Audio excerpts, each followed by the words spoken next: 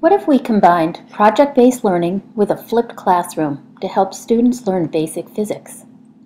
I'm in the midst of an experiment to try this with a group of 8th grade students who are studying force, mass, and motion.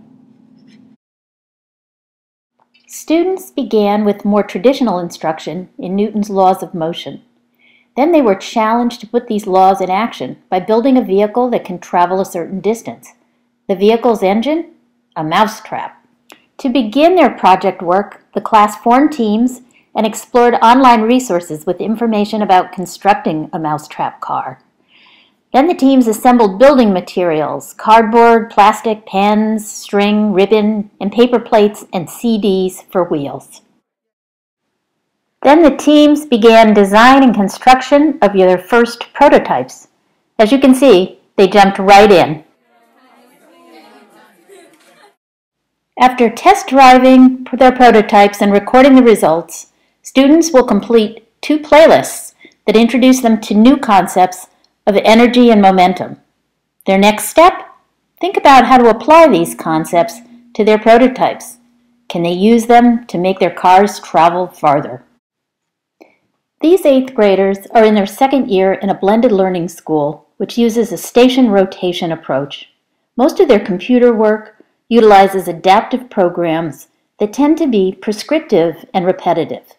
The flipped classroom approach asks the student to use the computer to learn in a more independent way.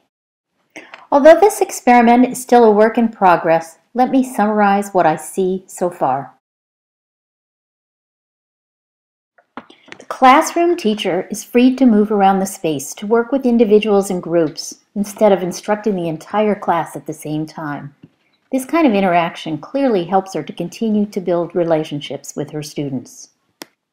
The computer playlists use engaging videos to illustrate concepts like energy and momentum through real-life examples, like flying through the air on a trapeze. The visuals help students to grasp what are highly abstract concepts, and the visuals are particularly important in this class, which has a number of English language learners. As students answer the questions that the playlist poses for them, they can replay the video as needed, and many students will benefit from repetition like this, which is easy on the computer. In a subject like physics, a teacher may well need to follow up with further elaboration and discussion. In this class, each team will be asked to propose a way to use these new concepts in their mousetrap car, and the class will share and discuss their ideas together.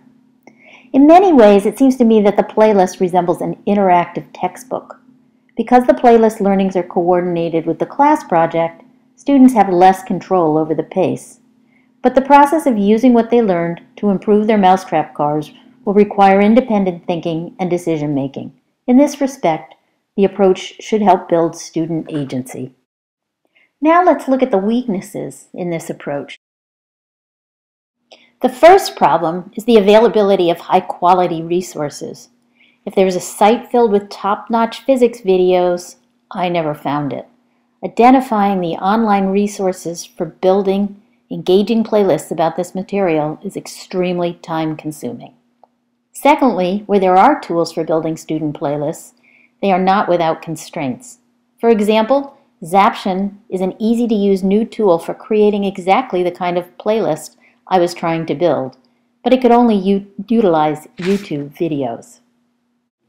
Finally, while some students embraced this opportunity to tackle these concepts on their own, others weren't ready to commit themselves.